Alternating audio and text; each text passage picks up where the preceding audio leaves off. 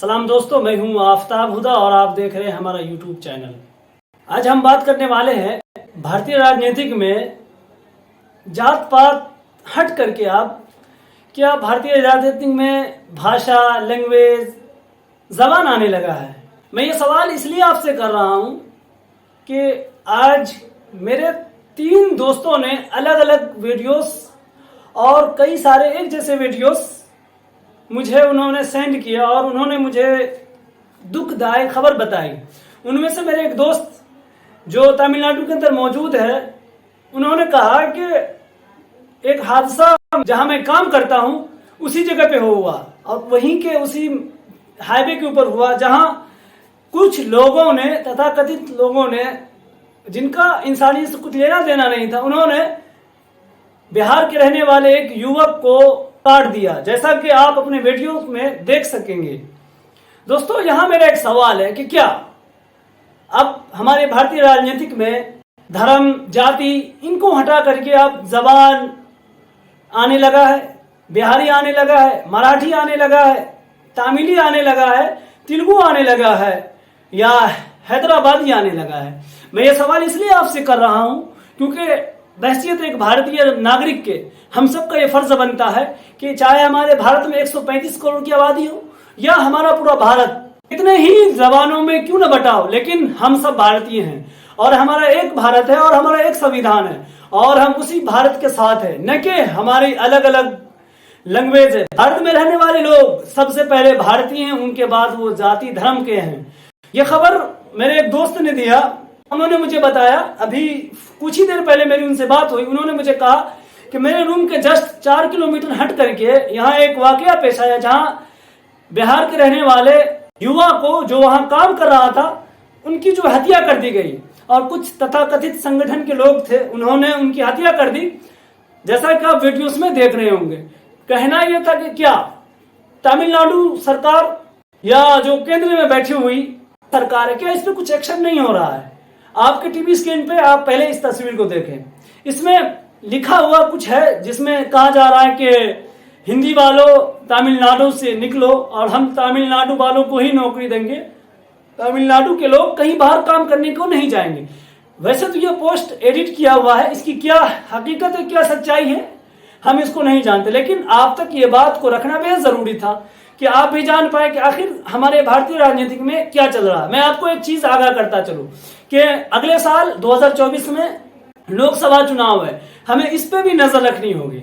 एक चीज जान लेना होगा कि क्या चुनाव पे इफेक्ट डालने का कोई मिशन है, क्या तथाकथित संगठन के लोग, क्या वही संगठन जो आए दिन भारत के अंदर मुसलमानों की मॉब लिंचिंग करते रहते हैं, क्या वही लोग तमिलनाडु के अंदर भी माहौल खराब करने की कोशिश कर रहे हैं।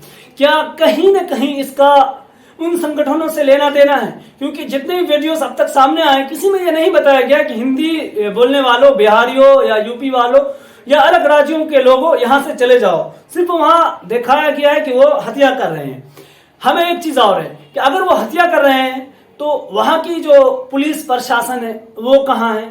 केंद्रीय सरकार ने अब तक इस मामले पर क्यों नहीं एक्शन लिया, क्योंकि जो मामला अब तक देखने को आ रहा है, तकरीबन 10 लोगों की हत्या हो चुकी है।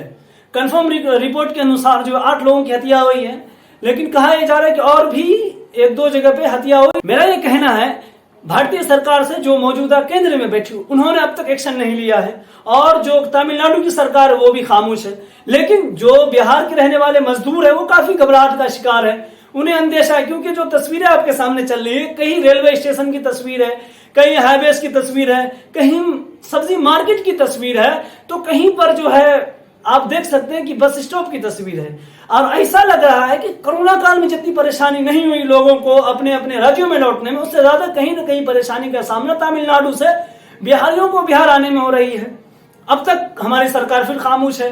क्या हमारी सरकार को मेघालय, त्रिपुरा, नागालैंड में हार जीत के जश्न से, खुशी से, गम से फुर्सत नहीं मिली है जो वो बिहारियों को देखेंगे। क्या केंद्रीय सरकार क्या बिहारियों को इसलिए दरकिनार करने की कोशिश कर रही है कि बिहार में उनकी सरकार नहीं है, या इसलिए बिहारियों केंद्रीय सरकार चुप है कि बिहार में बिहारियों ने उनकी सत्ता पलट दी थी और एक दूसरी पार्टी को सरकार में लाया था।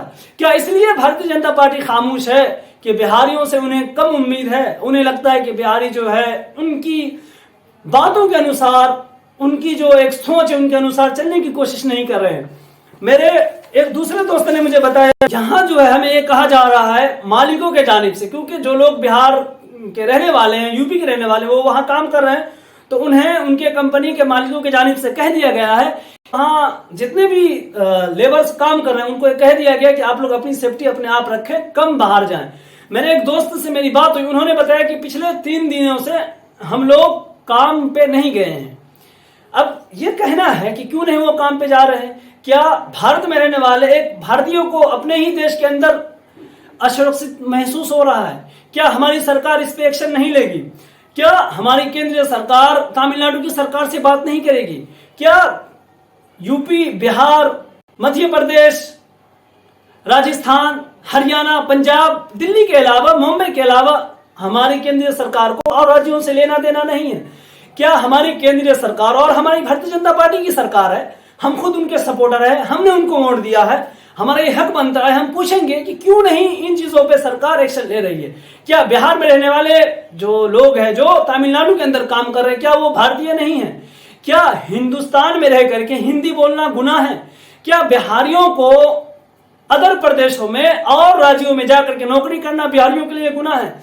क्या जो यूपी के अंदर, जो बिहार के अंदर सरकारें बनी हुई हैं, क्या वो अपने बिहारियों को, यूपी वालों को नौकरी देने में सक्षम है, जो आज तमिलनाडु में जाकर के मौत की नींद सो रहे हैं? अपने घर परिवार को चलाने के लिए मजदूरी करने वाले हमारे नौजवान मारे जा रहे हैं और वहां अब तक कोई भी एक्शन नहीं लिया जा रहा है। अभी तक कोई मुकदमा, कोई भी पुलिस एफआईआर अभी तक नहीं आई। आपके टीवी स्क्रीन पे एक खबर चल रही है जिसमें योगी आदित्यनाथ ये कह रहे हैं, हत्या कि जो दैनिक भास्कर की खबर है ये एडिट किया हुआ है, लेकिन लखनऊ लिखा हुआ है उसके ऊपर में, आप देख सकते हैं अपनी टीवी स्क्रीन पे।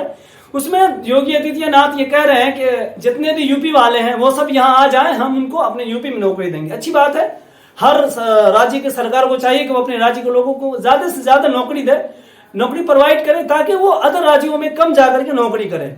उनके साथ में ही आप देखेंगे कि आप उनके बाएं साइड में एक और भी आर्टिकल लिखा हुआ है जिसमें मुख्यमंत्री तमिलनाडु की तस्वीर और साथ में लिखा हुआ है कि जितने भी बाहर राज्य के लोग हैं हम उनकी जिम्मेदारी नहीं ले सकते, वो अपनी सेफ्टी अपने आप करें। अगरचे ये खबर दुरुस्त है तो ये बहुत ही घटियापन है तमिलनाडु सरकार की जानिब से हमारे भारत के अलग अलग राज्यों के रहने वाले लोगों के माध्यम से। लेकिन अगर ये खबर सही नहीं है तो हम इसका खंडन करते हैं। अगर अभी तक आपने हमारे YouTube चैनल को सब्सक्राइब नहीं किया तो आप हमारे चैनल को सब्सक्राइब कर ले, ताकि हमारी हर खबर आप तक सही तरीके से पहुंच सके। अब हम आगे बढ़ते हैं। हमारी सरकार मेघालय में अपनी हार जीत, त्रिपुरा में अपनी हार जीत और नागालैंड में अपनी जीत का जश्न मना रही है, लेकिन वो जो 6 से 8 मजदूरों की मौत अब तक हो चुकी है तमिलनाडु के अंदर, उस पर हमारी सरकार का कोई एक्शन नहीं आया। और वहीं जो हमारी इलेक्ट्रॉनिक मीडिया है उन्होंने भी अब तक कोई खबर नहीं छापा है, और ऐसा लग रहा है कि शायद कि मीडिया को इस मामले को लेकर के कुछ नहीं कहा गया है। मीडिया को कहा गया है कि आप बस यूपी में बाबा बुलडोजर के दिखाएं, आप त्रिपुरा के इलेक्शन को दिखाएं, आप कांग्रेस की हार को दिखाएं, बीजेपी की जीत को दिखाएं, आप इन मुद्दों को बिल्कुल भुला दें। हमारे भारत में बेरोजगारी का मुद्दा दिन ब दिन बढ़ता जा रहा है, महंगाई का मुद्दा दिन ब दिन बढ़ता जा रहा है, इस पे हमारी कोई मीडिया का कोई कवरेज नहीं है। और ऐसा लग रहा है कि हमारी मीडिया को इन चीजों से लेना देना नहीं है, बल्कि हमारी मीडिया को जो यूपी के अंदर आज से कुछ ही दिन पहले जो उमेश पाल जी की हत्या हो गई थी उसको लेकर के अतीक अहमद और उनके एक ड्राइवर की जो पुलिस ने इनकाउंटर कर दिया, और अतीक अहमद को अब तक पुलिस ढूंढ रही है, गिरफ्तार करने की कोशिश कर रही है। हमारी पूरी की पूरी मीडिया, जितनी भी गोदी मीडिया, वो अतीक अहमद के टूटते हुए घर को देख रही है। उन्हें तमिलनाडु के हालात नहीं दिख रहे हैं, उन्हें हिंदी बोलने वालों के साथ जो सुलूक किया जा रहा है तमिलनाडु के अंदर वो उन्हें नहीं दिख रहा। तमिलनाडु के अंदर जो यूपी और बिहार के मजदूर मौजूद है, जो काम करने वाले हैं, जो पिछले कई दिनों से काम पे नहीं गए हैं, जो तकलीफ में, उन्हें ये नहीं दिख रही। हमारी गोदी मीडिया को सिर्फ दिख रहा है तो हिंदू मुस्लिम दिख रहा है, उन्हें सिर्फ विपक्ष के जो है काम दिख रहे हैं। अपनी सरकार जो मौजूद है केंद्र में और अलग अलग राज्यों में, उनके काले करतूत नहीं दिख रहे हैं। उन्हें सिर्फ मनीष सिसोदिया के सीबीआई वाले जांच उन्हें दिख रहे हैं, मनीष सिसोदिया, दिल्ली सरकार, और उन्हें वो तमाम चीजें दिख रही है जो मोदी सरकार या भारतीय जनता पार्टी के खिलाफ है, वो तमाम चीजें उन्हें दिख रही है, लेकिन उन्हें तमिलनाडु के हालात नहीं दिख रहे हैं। मेरे एक और दोस्त से बात हुई और एक सूत्र ने मुझे बताया कि ये हालात इतने नॉर्मल नहीं है, ये हालात बहुत ज्यादा गंभीर है और इन्हें जितना हो सके आप अपने वीडियो के माध्यम से और लोगों को आप बताएं कि ये हालात इतना ठीक नहीं है। ऐसा न हो कि कल महाराष्ट्र के अंदर मुंबई वाले ये कहते हैं कि जितने भी यूपी वाले हैं, बिहार वाले, अलग अलग राज्यों वाले, वो हमारा महाराष्ट्र खाली कर दे, हम सिर्फ महाराष्ट्र वाले को नौकरी देंगे। और फिर हमारे महाराष्ट्र के अंदर, मुंबई के अंदर भी इस तरह के मारपीट शुरू हो जाए। फिर परसों होकर दिल्ली वाले कह दे कि जितने भी बिहार वाले, यूपी वाले हैं, अलग अलग राज्यों वाले, वो हमारा दिल्ली खाली कर दे, हम आपको दिल्ली के अंदर नहीं रख सकते हैं, हम आपको दिल्ली में काम करने नहीं देंगे, हम दिल्ली के अंदर हम दिल्ली वाले ही काम करेंगे। आने वाले कुछ दिनों में फिर हैदराबाद वाले कहते कि आप लोग जितने भी यूपी, बिहार और अलग अलग राज्यों को लोग हैं, वो हैदराबाद खाली कर दें, हम हैदराबाद के अंदर जो है तेलंगाना के लोगों को नौकरी देंगे, हैदराबादियों को नौकरी देंगे, हम अलग अलग राज्यों के लोगों को नौकरी नहीं देंगे। फिर वहां भी दंगे शुरू हो जाए और मारना पीटना शुरू हो जाए। आने वाले कुछ दिनों में अगर बेंगलुरु को लोग कह दे कि भैया आप लोग हमारा बेंगलुरु खाली कर दें, तो इस तरह से तो नहीं चल सकता ना। हम भारत में रहने वाले हैं, पूरा भारत हमारा है, हमारा जहां मन चाहे हम वहां जाके नौकरी करें, वहां काम करें, वहां घर खरीदे, वहां जमीन ले, वहां अपने कारोबार को चलाएं। ये जबान वाले, भाषा वाले, तमिल वाले, तेलुगु वाले, महाराष्ट्र वाले, यूपी वाले, बिहार वाले होते कौन है हमें कहने वाले, या कौन होते हैं एक राज्य के दूसरे राज्य के लोगों को निकालने वाले। हमें इन चीजों को देखना होगा और हमारी सरकार को इस पे सख्त एक्शन लेना होगा। आखिरी बात मैं आपको बताता चलूं कि हर चीज के दो पहलू होते हैं। एक पहलू तो ये थे, जो अगर ये खबर सच है, अब तक सरकार ने एक्शन नहीं लिया, तो ये बहुत ही दुर्भाग्य खबर है और हम इसका खंडन करते हैं। और हम तमिलनाडु सरकार से ये रिक्वेस्ट करते हैं कि जो वहां मजदूरों के ऊपर जुल्म हो रहा है, जिन्हें मारा जा रहा है, वो इसको बंद करवाए, इनको कम करवाए और शांति का माहौल बनाए। आइए हम दूसरी तरफ चलते हैं। एक और पहलू इस खबर के, क्या भारतीय जनता पार्टी इलेक्शन जीतने के लिए, क्योंकि मैं आपको बताता चलूं कि साउथ के एरिया में जो है भारतीय जनता पार्टी को बहुत कम सीटें मिलती हैं, बहुत कम बहुमत मिलता है, बहुत कम उनकी सरकार है, तो कहीं ना कहीं ऐसा नहीं लगता है। क्या यह सच है? क्या यह देखने वाली बात है कि भारतीय जनता पार्टी 2024 के इलेक्शन को अपने नाम करने के लिए और उन राज्यों में भी अपने पंजे गाड़ने के लिए, जैसे कि यूपी, बिहार, दिल्ली वगैरह में उनके पंजे गड़े हुए हैं, इस तरह से पंजा बनाने के लिए, वहां माहौल बनाने के लिए, वहां इस तरह से तथाकथित संगठन के लोगों को जमा करके उनके थ्रू यूपी और बिहार वाले को मारने की कोशिश की जा रही है और वहां यूपी और बिहार में माहौल बनाने की कोशिश की जा रही है। इसका एक और भी पहलू मैं आपको समझाता चलूं, क्योंकि पिछले कुछ ही दिनों पहले ही बिहार के अंदर सियासत में बहुत बदलाव है। उनमें से बिहार के अंदर जो भारतीय जनता पार्टी की सरकार थी, जो गठबंधन की सरकार उनके साथ थी, उस गठबंधन ने, नीतीश कुमार ने तेजस्वी के साथ मिलकर के बिहार के अंदर सरकार बना ली। कहीं तमिलनाडु के अंदर, क्योंकि बिहारियों की एक बहुत बड़ी तादाद तमिलनाडु के अंदर मौजूद है, साउथ के अंदर काम करती है, ऐसा तो नहीं कि कहीं न कहीं तथाकथित संगठन के लोगों के माध्यम से बिहारियों की हत्या की जा रही तमिलनाडु के अंदर, और बिहार के अंदर ये बताने की कोशिश की जा रही है सरकार के द्वारा कि देखिए तमिलनाडु के अंदर आपकी हत्या की जा रही है और जो बिहार में आपकी सरकार बनी हुई है आपको रोजगार नहीं दे रही है। ये बात बिल्कुल सही है कि सरकार बिहारियों को रोजगार देने में नाकाम है, बिहार सरकार, लेकिन ये माहौल कहीं बनाने की कोशिश तो नहीं की जा रही कि बिहार सरकार जो आपको नौकरी नहीं दे रही, आप हमारी सरकार बनाएं, आप भारतीय जनता पार्टी की सरकार बनाएं, आप कांग्रेस की सरकार बनाएं और अलग अलग पार्टियों की सरकार बनाएं और हम आपको नौकरी देंगे। मैं ये बात अपने सिरे से कह रहा हूं और ये बात मैं अपने अनुमान के अनुसार कर रहा हूं, इस बात में कोई सच्चाई नहीं है।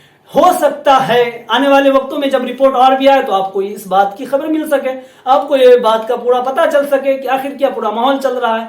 मैं फिर कहना चाहता हूं, कहीं तथाकथित संगठनों का ये प्लान तो नहीं कि तमिलनाडु में बिहारियों को मारा जाए और वो सारा इल्जाम तमिलनाडु सरकार के ऊपर लगाया जाए और बिहार में अपने सत्ता को मजबूत किया जाए। इन चीजों पे हमें और आपको ध्यान देने की जरूरत है, क्योंकि इलेक्शन को महज 8 से 9 महीने रह गए हैं और ये इलेक्शन फैसला करेगा कि अगले 5 साल आपका मुस्तकबिल क्या रहेगा, आपको किस तरह से रोजगार दिया जाएगा। क्योंकि जो सरकार हमारी पिछले 8 साल से, इनके सामने सिवाय जाति धर्म के, पाकिस्तान के, हिंदू मुस्लिम के कुछ नहीं है, रोजगार पे इनका कोई ध्यान नहीं है। जैसा कि दुनिया भर की बड़ी बड़ी तंजीमें जो बिजनेस पे, इकोनॉमिक्स पे, फाइनेंस पे, रोजगार पे ध्यान देती है उनके अनुसार। तो अब तक की ये खबर थी, जैसे जैसे हमें आगे अपडेट मिलता जाएगा हम आपको आगाह करते जाएंगे। तो अब तक के लिए इतना ही। अगर अभी तक आपने हमारे YouTube चैनल को सब्सक्राइब नहीं किया तो आप हमारे चैनल को सब्सक्राइब कर ले, बेल आइकन के बटन को दबा ले। इस खबर को दोस्तों में ज्यादा से ज्यादा शेयर करें ताकि हमारे तमाम बिहारी भाई और हमारे तमाम हिंदुस्तानी भाई समझ सके कि अब जाति पाति से हट करके जबानों पर, लैंग्वेजों पर और भाषाओं पर सियासत हो रही है भारत के अंदर। तो मिलते हैं फिर अगली खबर में, अब तक के लिए जय हिंद।